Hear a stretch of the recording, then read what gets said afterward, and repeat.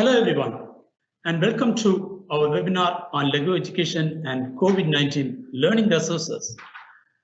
We all understand that keeping education exciting and engaging can be difficult in these tough times.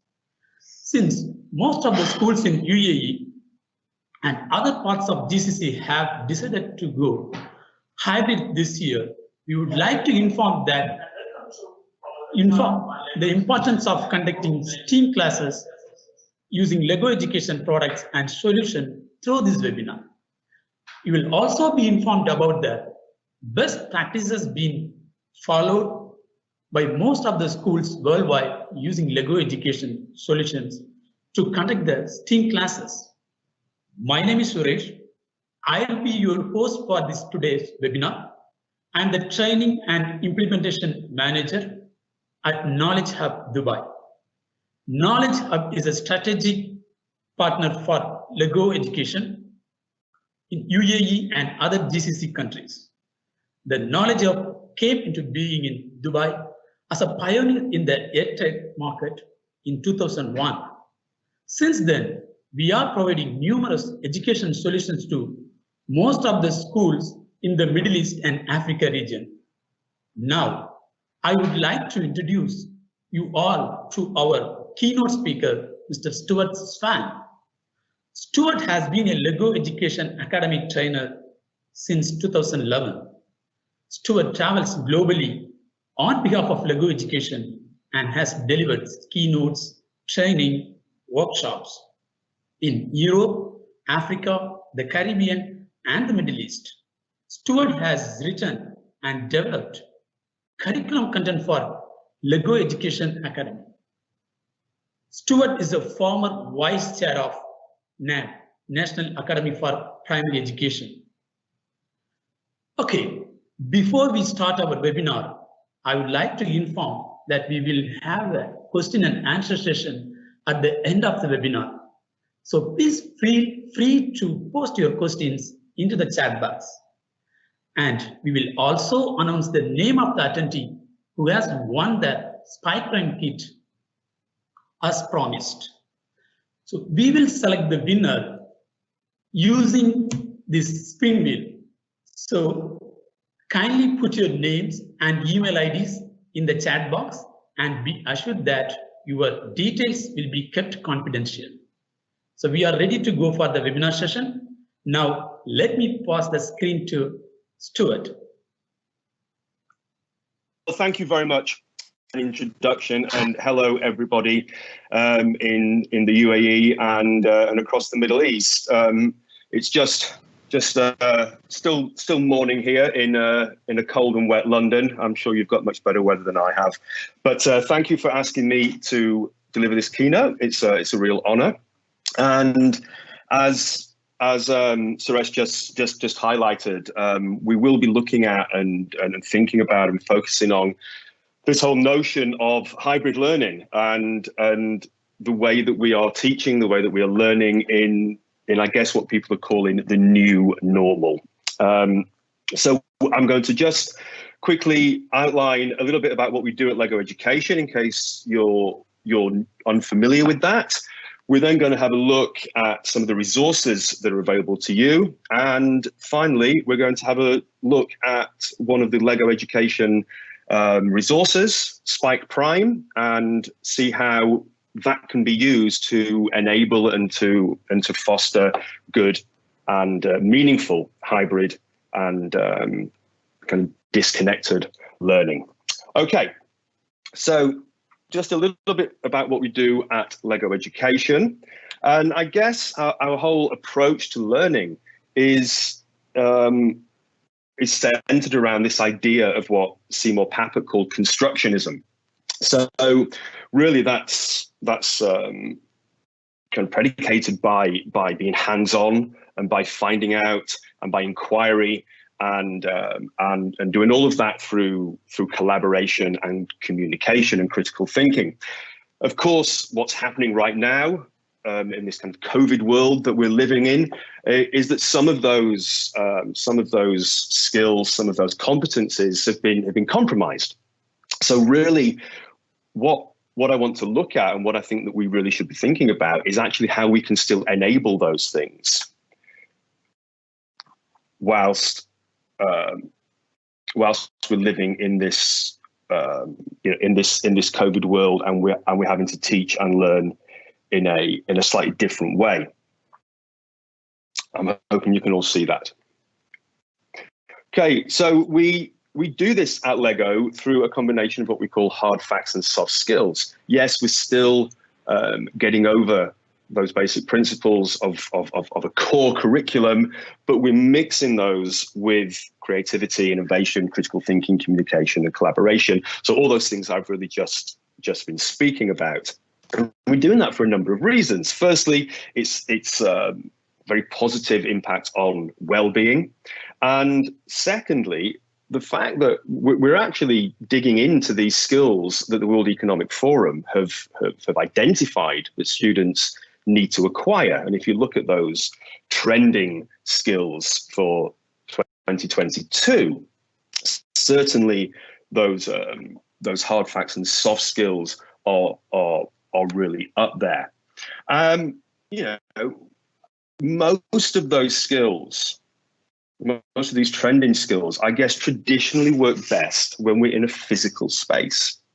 So again, I kind of come back to the fact that we need to start to rethink about how those skills might be developed, how they might flourish in what's becoming a much more asynchronous learning environment that both our students and we are exposed to and are in right now.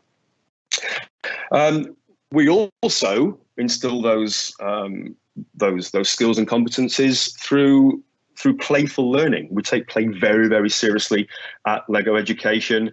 And if you look at those characteristics of play that have been identified by the LEGO Foundation, play being joyful, meaningful, engaging, iterative, and crucially, socially interactive. Again, we need to start thinking about how our resources, the resources that LEGO Education have produced, can really help you as teachers in the classroom and you as students, both in the classroom and in other learning environments as well, whether that's at home or elsewhere. Just to put it in a slightly different way, that playful approach is incredibly holistic, and I'm not going to read that slide to you and all of that text on there.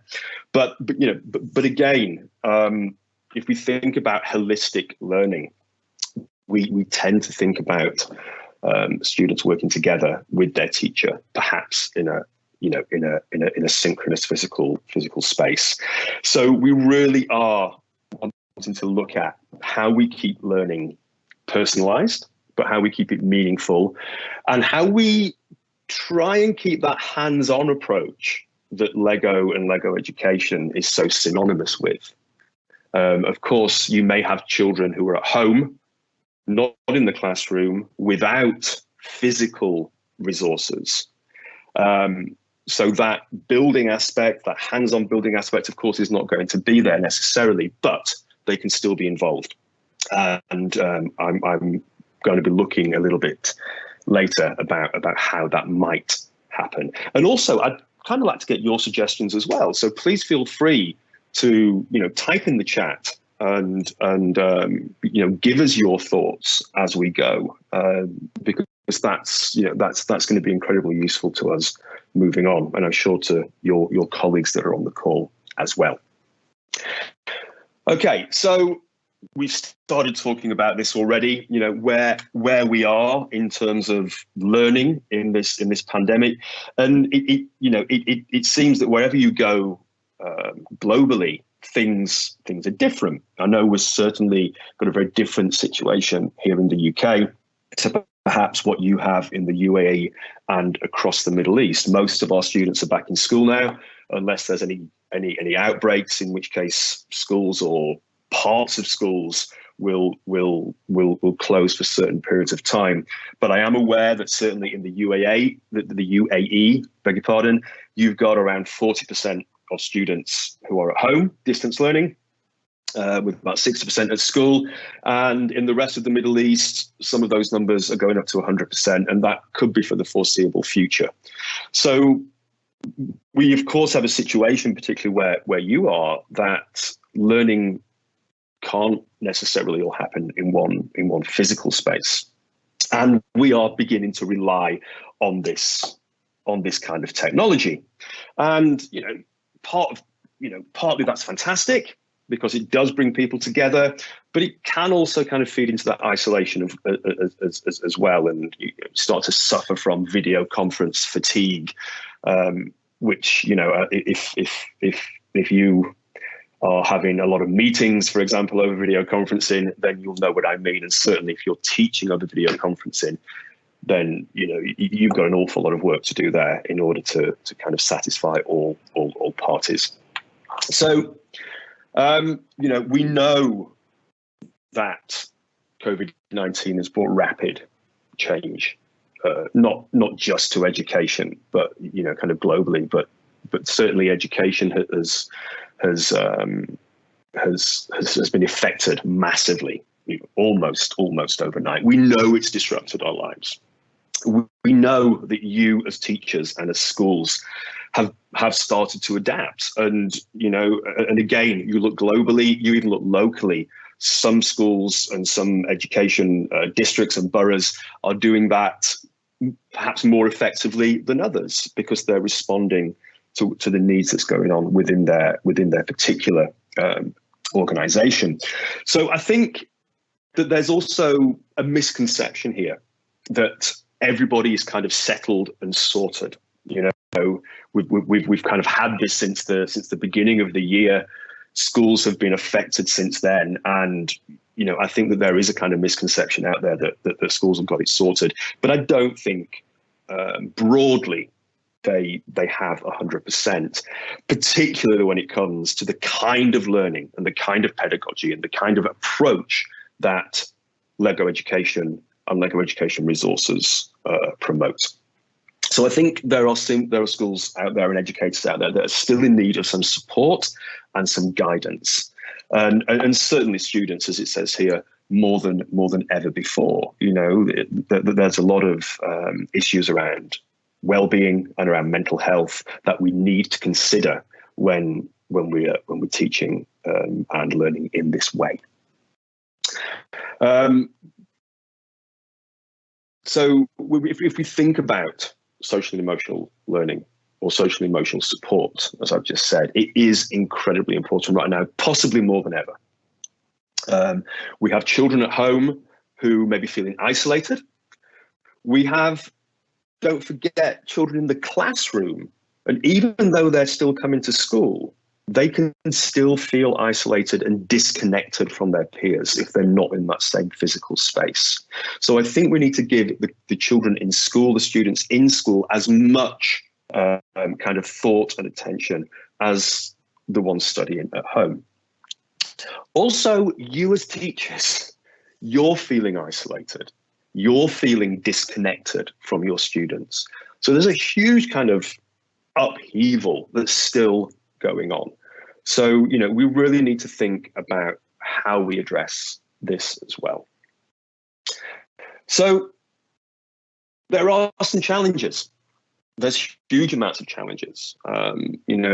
Hands-on learning, as I've already said, becomes very difficult or almost impossible for those working at home. You've got children feeling disconnected and isolated. You've got you as teachers trying to manage synchronous and asynchronous learning kind of all at once and in a very kind of mixed up, jumbled way. Obviously, well-being and emotional development, as we've just mentioned. So, how do we stay true when we're using LEGO Education resources? How do we stay true to the principles and the tenets of constructionism? How do we continue to make challenges and projects and learning hands-on? How do we keep collaboration?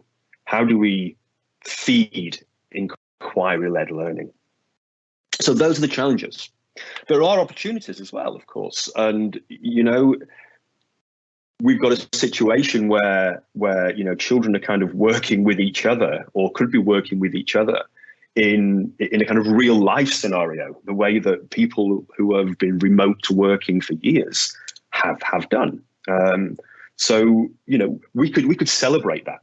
So and again, that's all about the kind of emphasis that we put on that type of learning. Can we spin that in some way? Children at home could become an integral part of group working, of team working, and certainly one example that I can give you now, and that we will look at again a little bit later on, is if you had a group of say 3 students working on a Lego education project. You could have 2 children in the classroom building a model. The child at home could be advising them on that, but they could also then be coding that robot. So we could have the kind of division of labor where we have the build going on and the coding going on at the same time, and then those things can kind of come together. The other thing to consider is, for children who are working at home, is that they are, they've got on their doorstep the real world. So they could actually bring in those sort of real world and real life insights into that remote learning environment. They're not in the classroom. They can go outside. They can, they can look at their environment. They can bring experiences from there back into the classroom. So we think with Lego education resources that type of learning can happen anywhere. We believe that we've created resources for you and for the rest of your school community that allows for a meaningful approach to learning and for meaningful learning to happen anywhere, no matter if all of your students are at home or all of them are at school, or we've got a mix in this hybrid learning environment. So what we really want to allow to happen is group work, is problem solving, is inquiry. We want all those things to flourish, as opposed to, I guess, being spoken at by a teacher through a screen. And the irony of that is not lost on me right now. I know that's exactly what I'm doing to you, but that's really what we would like to happen.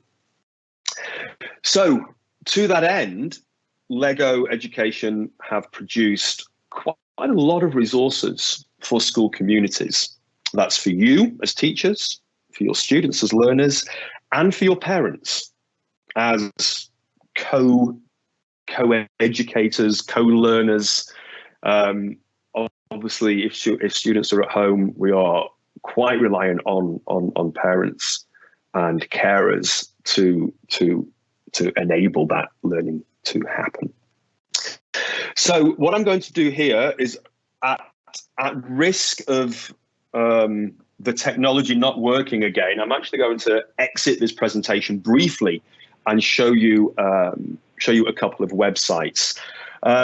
Certainly the first one, which is produced by Lego Education, has got resources on there for hybrid learning, as you can see here. There's some guidelines for classroom management on there. There are some examples of adaptations of learning units, particularly around Spike Prime. And I have actually got a little model here that I've built that I'm going to show you in a little while, and we can start to discuss how those learning resources have been adapted. There's also some other websites that Lego Education are recommending around virtual learning, and we'll have a quick look at those. And then again, it's some resources for parents. So, as I said, let's see if we can just quickly stop sharing my screen, and then I want to now share this website, and I'm very much hoping you can see this. So this is the website that I've just been speaking about, and I'll provide a link to this to everybody after this talk. So again, it's split up into sections. We've got COVID-19 resources here, and there are various links as we go through the site. So if I click on any of these links, you can see this is taking me to some tips for things like hygiene and a bit of basic kind of classroom management, really, which is very, very useful indeed. If I work my way down, we've got a lot of resources here around hybrid learning or blended learning, whichever we want to call it. I particularly like this example here, and I've actually opened this in another tab. This is using our 5E learning model, which I'll talk about in a little while, and how we can actually use that learning model to engage learners across a hybrid learning environment. It's a really, really great resource. So we've got a little bit more down here around virtual learning, and again, lots of tips for you as teachers, ideas to prepare online content, ideas to engage students during online learning and not kind of lose that focus. And then moving further down, and lastly, some resources for parents to help them support their child's learning at home. So it's a really fantastic resource there. As I said, with links to lots of other sites and documents created by LEGO Education for that particular theme. So I also said we were going to have a quick look at a couple of other sites. Let's see over here. So the good folks at Scratch have hosted this for us. This is called Bouncing Bugs. You can see it's on the LEGO Education Scratch channel. And we just have a little look inside this Scratch project. If you're familiar with Scratch, this won't be, this will obviously be very, very familiar territory for you.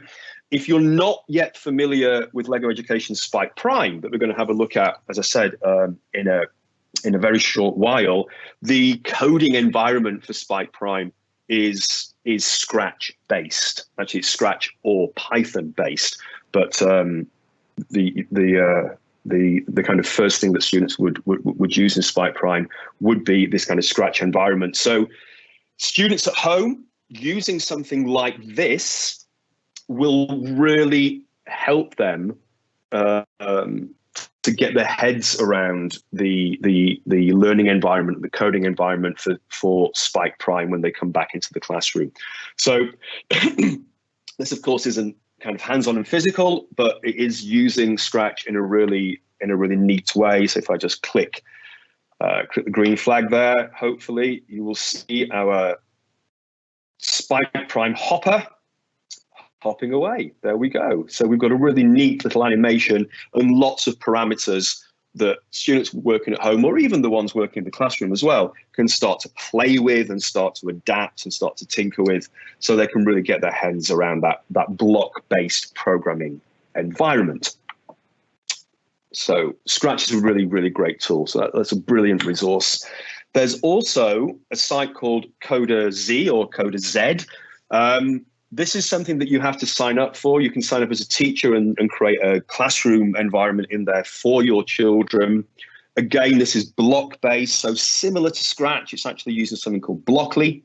But what we've got is a series of challenges involving a little Spike Prime robot. So again, they can start to think about the actual LEGO Education resource as they're using this. And just to show you very quickly, this is exercise 1 of unit 1. I can just drag my drive block right in there. It uses the same language that Spike Prime uses, and I can now run my simulation, and you can see over on the right there that my Spike Prime robot has driven forward and I can move on to my next activity. So again, this is a really great resource that your students can use at home to get them into the mindset of using those LEGO Education resources when they come back into school.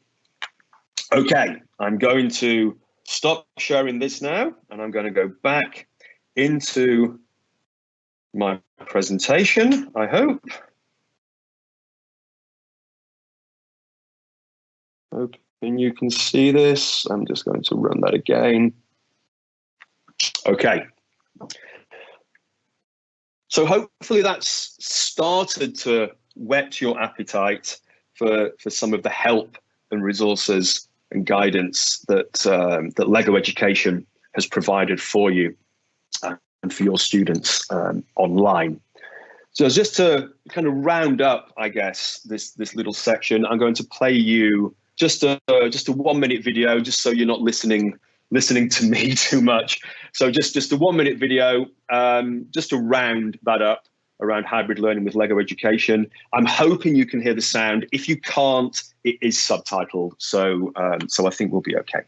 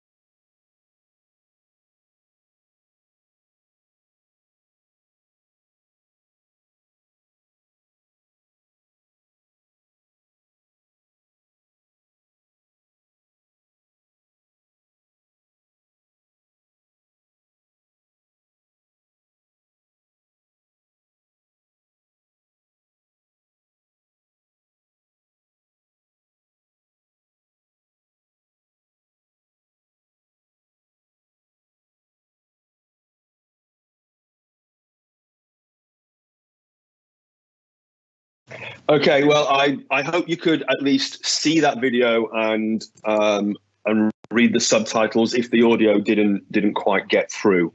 So again, that was just a little roundup of what we've been talking about so far, and to give you a break from listening to me. So for the next 5 minutes or so, I want to have a look at LEGO Education Spike Prime. And again, I'm not sure how many of you are familiar with Spike Prime, how many of you have it in school. I know the vast majority of you do have LEGO Education resources in school. But I'm not sure how many have Spike Prime. Maybe you could pop it in the chat so we get a bit of an idea. That might be quite useful.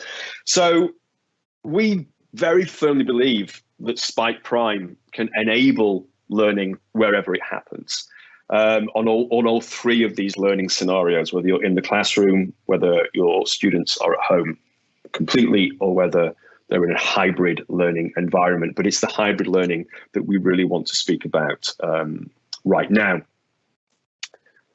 So again, if you're not sure about Spike Prime, just very quickly, the learning resources consist of 5 units, including right there, you can see the yellow unit is actually geared towards First LEGO League. So if your school already takes part in First LEGO League, Spike Prime is First LEGO League ready, which is just fantastic.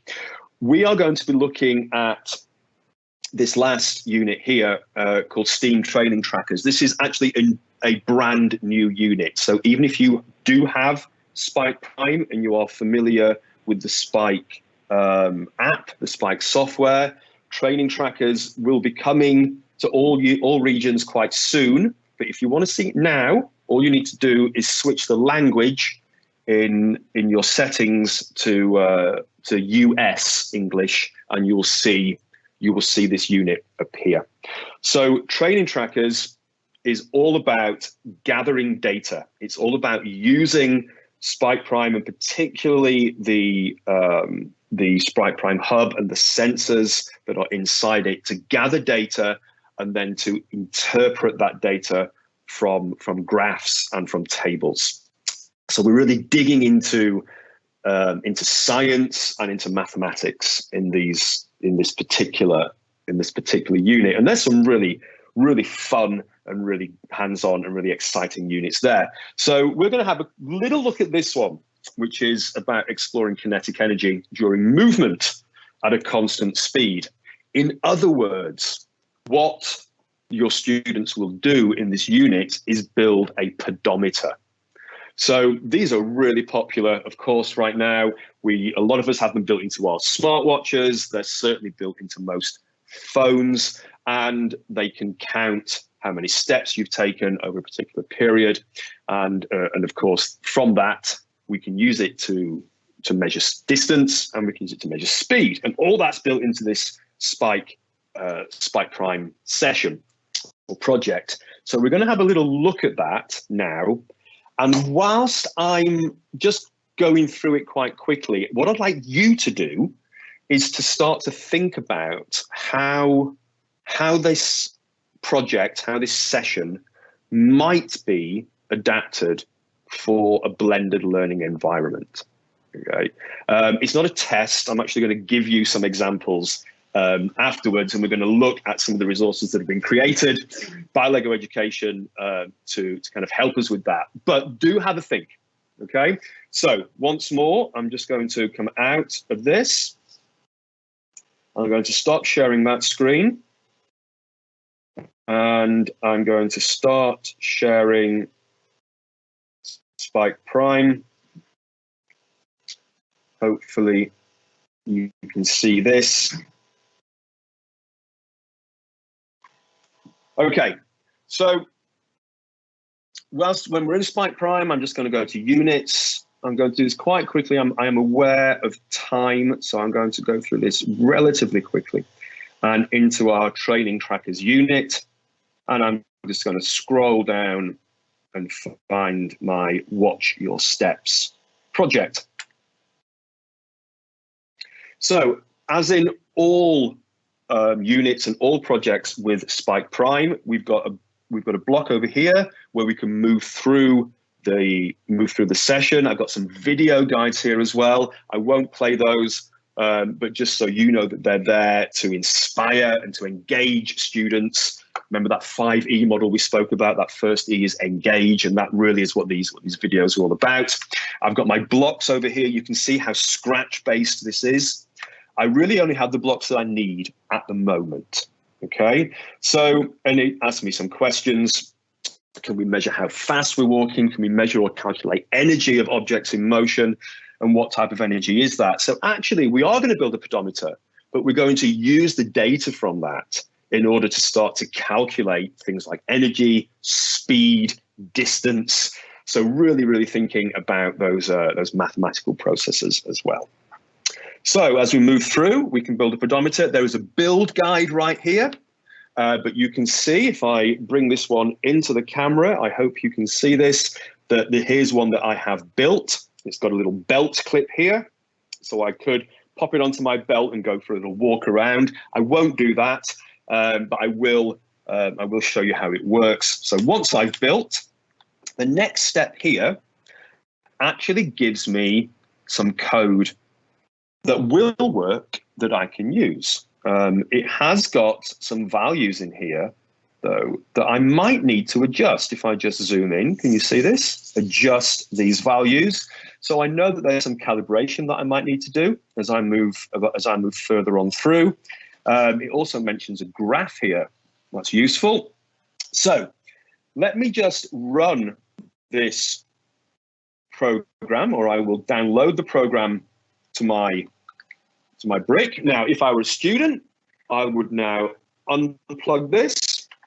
I can now press one of my buttons. And as I said, I'm not going to put it in my belt and walk around, but I will just kind of simulate that by moving this up and down. So I'm just going to press my button here and I will start walk. So if you imagine when we walk, we do actually move up and down that axis. When I've finished, I can press my right button. That's all done. And I can just reconnect it to my computer. And what I hope will happen here, I'm successfully connected, so I can dismiss that. And I can open my graph down here, and I can now import that data. So I'm importing from the hub. There's my data. If I import it, there we go. So you should be able to see where I've taken my steps. So each peak and trough would indicate a step. And you can see as I move this line up and down that I'm getting some values. And I'm going to need those when it comes to the next stage of my project. Even with this data as it is, I can actually export this. That will export as a CSV file. So again, there might be things we can do with that when we're thinking about hybrid learning. But for now, I'm just going to minimize that. I might just close that graph here. And we've got some questions. How could you identify those individual steps? Well, I have just told you in your graph data. But as we move on, what it now needs us to do is to start adjusting our program. Okay, we need to look back up here at these thresholds, maximum and minimum peak. So do we need to adjust those in order to get a better reading or a clearer reading? It really is about calibration, and that might happen several times before your students are really happy with what they've got. Of course, if you have a student at home, they might have a smartwatch, they might have a phone, there might be some correlation there that they can contribute to that conversation. And as I move further here, we start to get into the mathematical stage of this project. They want us now to convert our steps into speed using distance over time. We need to then start to measure that speed and think about how we can then convert that into kinetic energy. And in this video here, there is an awful lot of information that starts to explain that. Okay, so I said that was going to be quite quick through that project, but hopefully that's just given you a little flavor of some of the things that we can do in Spike Prime. So I'm going back to sharing again. And what I want to do straight away now is actually go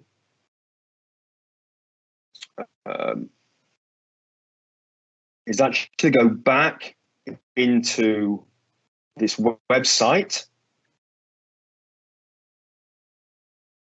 And I would like to show you, hopefully you can see this. We're back here, and what I want to show you is this page here. And again, all the links for these things are in the presentation, and we can make all these available afterwards. This is the teacher guide for that particular session that I've just shown you.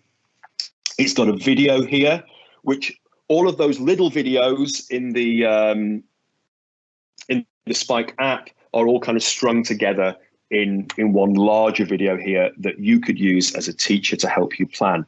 But have a look at this. As we scroll down, there's a whole section here about preparing for a blended learning environment using using Spike Prime and taking part in this particular session. And this is incredibly useful. There's a lot of little top tips here. You may well have thought of your own or thought of different ones as I showed you that particular project. But there's some really sound and solid advice here. Certainly things around using video, using web links. And what I really like is that idea of a student at home being a part of the group, part of that building group through a video conferencing facility. And perhaps that student at home might have the Spike Prime app on their tablet or on their computer, and they could be doing that programming. They could be following it through with those students. They could be responsible for programming and then sending that program across by email or other kind of web tool that you might be using for the students in the class to download onto the robot itself. When we think about those 5 E's, and again, we're going to be coming to those in a minute, the engage stage there again is suggesting using online tools and watching videos, through exploring that concept and then explaining that concept, maximizing those hands-on experiences when in the classroom. And I think we could add there what I've just spoken about the student at home doing the programming, and then really celebrating what students have done using a variety of online tools. So gathering that evidence together, using it for your assessment, but really for students celebrating that, and then for thinking about how they might progress their own learning and that particular model or particular unit that they've been working through. So there's some really great advice here on preparing for blended learning before going in to those 5 E's. And that is the same for all of the units in, all of the lessons, all of the projects in that particular unit for Spike Prime. Okay, there's lots of advice online there around blended learning. Okay, the last time I'm going to stop sharing and reshare. After that initial hiccup, everything seems to be working okay. I certainly hope it is for you. We are nearing the end. I am aware that we are coming up to time. We did start a little bit late. So I had we had a chat about this 5E model. But again, I'd be very interested to see any suggestions that you have put in the chat around adapting that particular lesson or any session using Lego Education resources. But this model, if you don't know it, it was actually produced way back in the late 80s, I think 1987, by the Biological Center curriculum study. It's called the 5E instructional model, which is really this kind of circular learning process, very much ties into those tenets of constructionism that I spoke about right at the start of this presentation. But what's key here is that evaluation aspect where we share and we celebrate and we think about how we might take things forward or how we might collaborate is a part of every single other aspect of that instructional model. So we evaluate constantly as we go through. Okay, we are near the end. We are near the questions time, and I hope I haven't gone too much over time. So in a nutshell, I guess, if we think about that advice that we just saw online, using video conferencing, I don't think we should be a slave to it. We do kind of suffer from fatigue through it. So I think use it, but use it in a very positive and a very constructive way.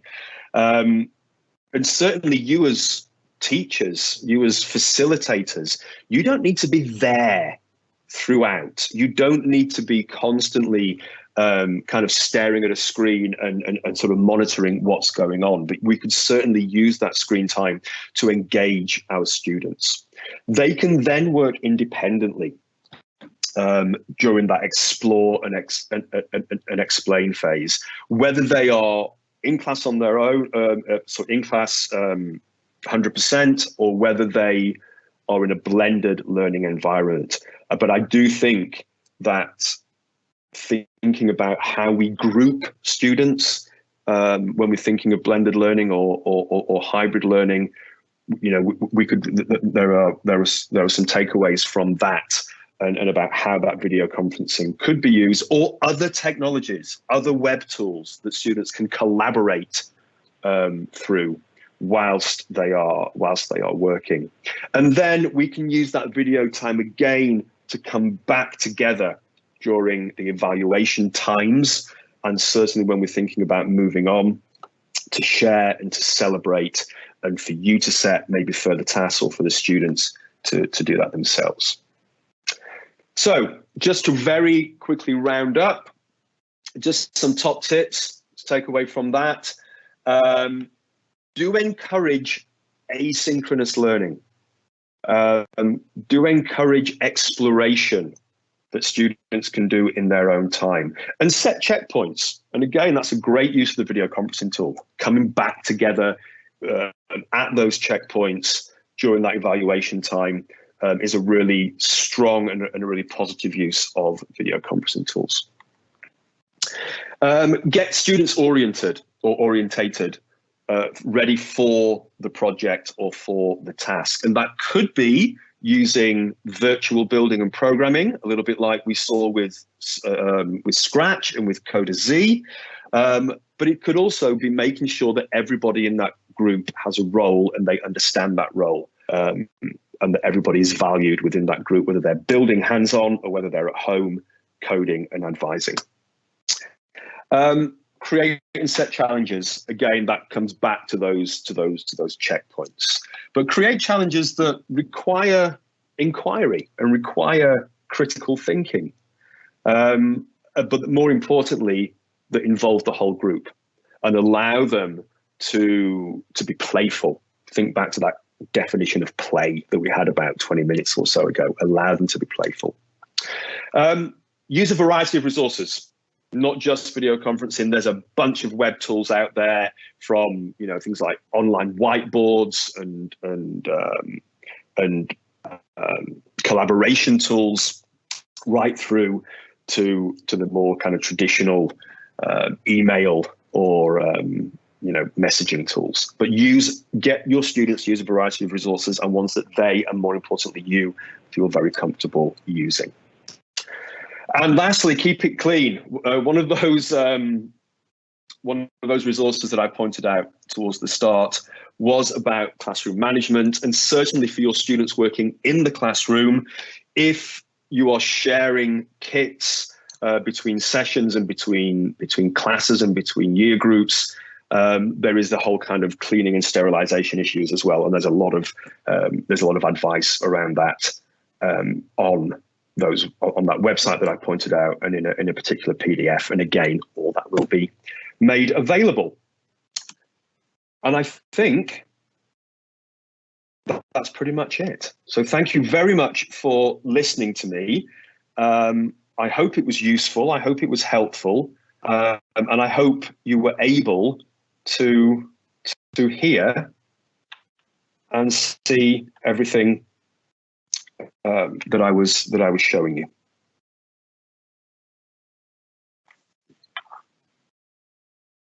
I think we have questions. There are some questions. Okay, one is, with which curriculum is Lego education aligned with? It's a really good question.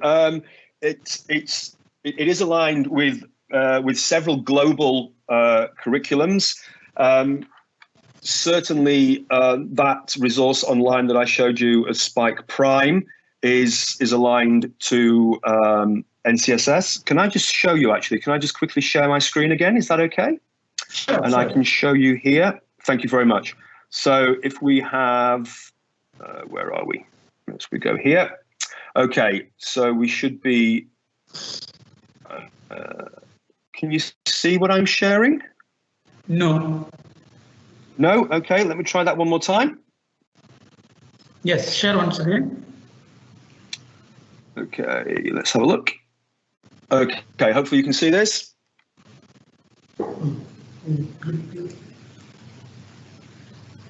Very much hope you can.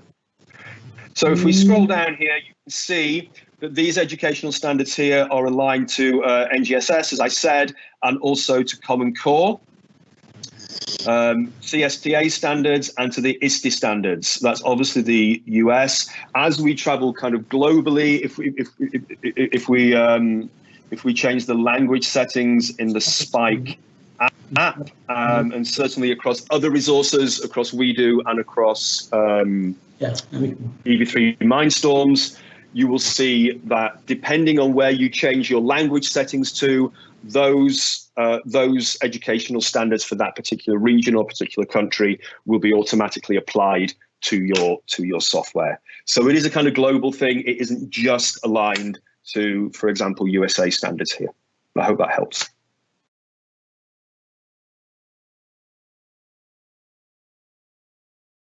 There is one more question. Right. How exactly do we measure the progress of students when they are left on their own to work on any challenges? Is there some analysis? That is an incredibly good question, and I think I mean, wow, it's it's a tricky one anyway, isn't it? Measuring the progress of students, particularly when they're working in groups, and particularly when they're working in a very kind of inquiry-led, cross-curricular way. If you're thinking of kind of enabling STEAM concepts or STEM concepts, particularly when we're working like that, how do we measure that progress? I'm going to share my screen again. There are some tools that LEGO Education provide, which I can show you.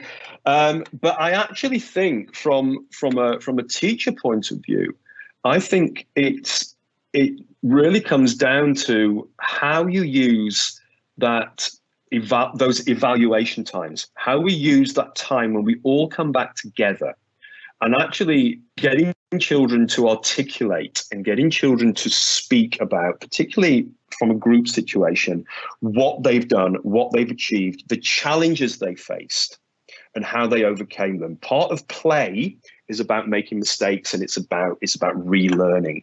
So I think that we can glean an awful lot from that. In terms of kind of hard evidence, that kind of let's collate evidence. All LEGO Education resources come with assessment tools for the teacher. So again, if we look over here, I'm looking for the educational standards, and there is, right. So this is what I like as well.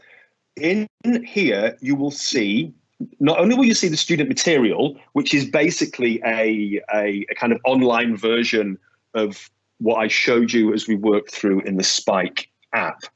But there is this thing called a Student Inventor Notebook.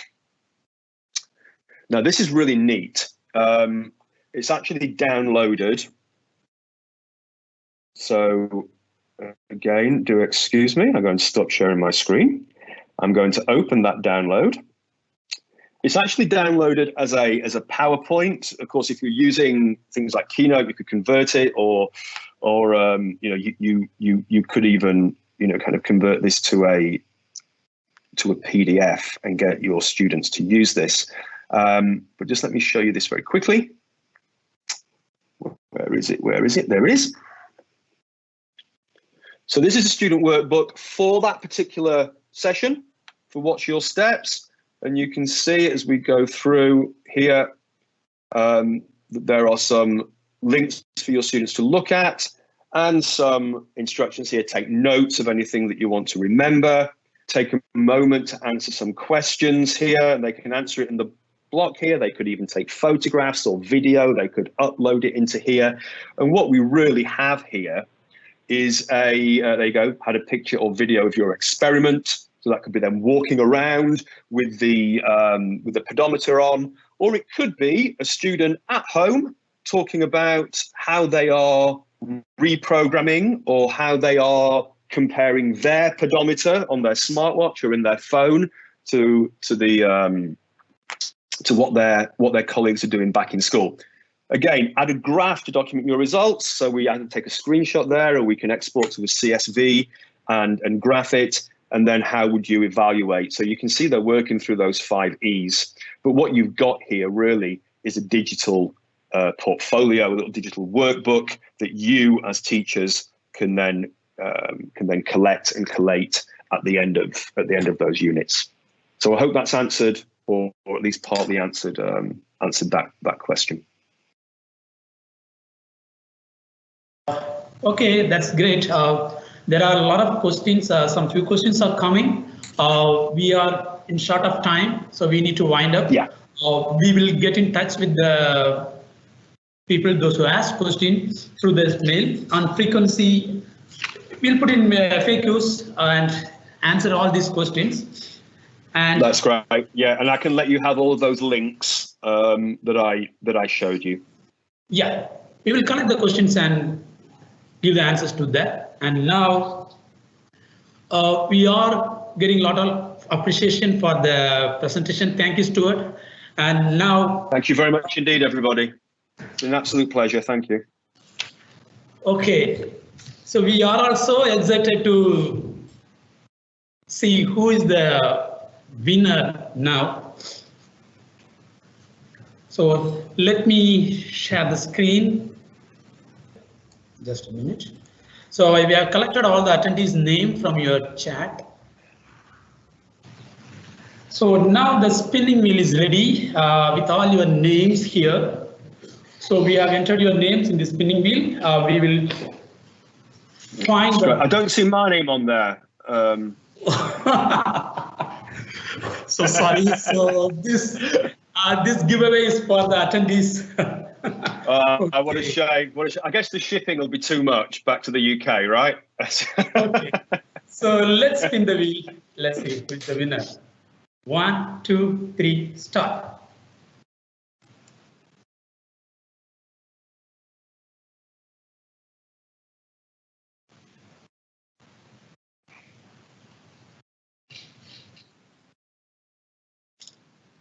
Yeah, congratulations, Michelangelo. So Michelangelo is the winner. So we will get in touch with you for the further process. So now I appreciate all of you, those who attended here in your busy schedule, and we thank you everyone. And for further any details, if you want to know, you can contact the given details are given here. You can contact this number and you can ask me any queries regarding pricing. We got some questions on pricing as well as, and is there any other information you would like to know, you can contact us. You are welcome. Thank you everyone. Thank you once again. See you next time. Thank you everyone. Bye-bye. Bye.